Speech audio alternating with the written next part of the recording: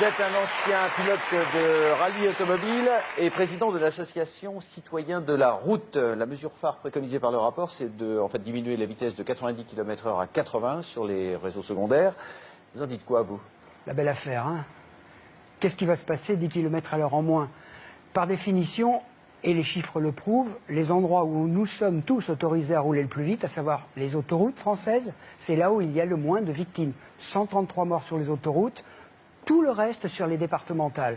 Sur les autoroutes, c'est là où on trouve le plus de contrôle de vitesse. Pourquoi? On ne sait pas. Certainement, on pourra le supposer, le deviner, parce que c'est quelque part tellement facile à piéger les gens.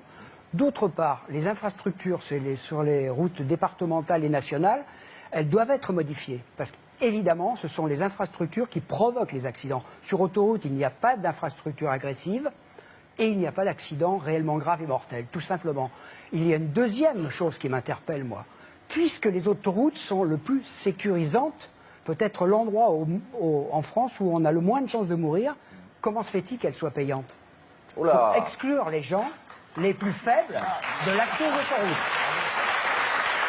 Évidemment, et pour enrichir évidemment, moi ça me choque profondément. Surtout qu'il y a beaucoup de jeunes ici, et beaucoup de jeunes, puisqu'on a fait des études quand même, ne prennent pas l'autoroute. Les autoroutes gratuites. Il faut les rendre les autoroutes gratuites. Exactement. Ne prennent pas l'autoroute européen. C'est une bonne idée de rendre les autoroutes gratuites. Non, mais sur les jeunes, Bernard a tout à fait raison. Non, mais c'est une possibilité qu'on pourrait proposer aux jeunes, évidemment, puisque beaucoup ne prennent pas l'autoroute pour des raisons de coût. Regarde l'argent. Exactement. Il y a la carte jeune. C'est très facile d'aménager la carte jeune pour donner la gratuité aux autoroutes, ou au moins un geste qui est fait dans tous les endroits où ils se déplacent. Mais pour aller au cinéma, c'est 50%, pour prendre le train, c'est 50%, pour prendre l'avion, c'est 50%, et pour se déplacer, c'est sur les nationales où tous les dangers sont présents. On aurait bien voulu avoir un député pour contrer vos arguments, mais personne n'a voulu se déplacer. Mais je vais très souvent à l'Assemblée nationale, au Sénat, ils n'osent même plus me parler. Pardon, mais excusez-moi. Évidemment. Sur la vitesse, le Conseil national de la sécurité routière dit quand même 10 km/h en moins, c'est 450 vies gagnées. Ça se balaye comme ça d'un revers de la main. Au pire, c'est de la désinformation, ou peut-être même un mensonge d'État. Parce que les endroits, encore une fois, où nous allons le plus vite, c'est là où il y a le moins d'accidents.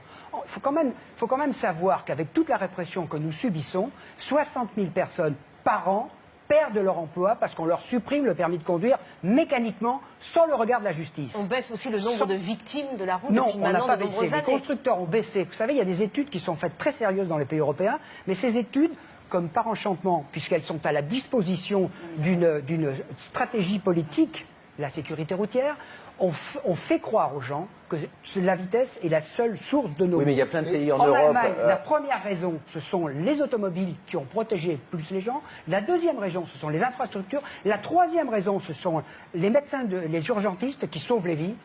La vitesse vient en 8e position. Une question parisienne à propos de la vitesse. Il faut baisser la vitesse sur les périphes de 80 à 70 d'Emmanuel Valls. Mais c'est d'une stupidité sans nom. Où on est à 5 km/h de moyenne. Je suis assez d'accord pour dire que ça c'est une stupidité. Le problème de Paris, et notamment du périph'... C'est dur en campagne de dire... Non, mais je vous le dis pourquoi. Parce que les premières victimes sont souvent les deux roues. Et c'est les premières victimes. Baisser la vitesse et les voitures. Oui, notamment une planète qui ne circule qu'à vélo dans Paris. En termes de sécurité routière, il y a des problèmes urgents à régler. C'est les problèmes d'alcoolémie, on le sait, le vendredi soir, les stupes, etc. Et puis des problèmes d'offres de mobilité. Pourquoi les gens, le matin à 5 heures, prennent-ils une moto pour venir travailler? Parce qu'ils n'ont pas d'autre alternative. À force de se faire les gros yeux 3 fois par semaine parce qu'ils sont en retard avec une voiture, ils prennent une moto. Et on les met dans une situation d'extrême danger parce qu'ils n'ont pas d'autre alternative. Si l'offre de mobilité avait été pensée, imaginée, avec des politiques qui ont une vision de notre société, on n'en serait pas là aujourd'hui. Bernard Berniche, merci. Merci infiniment.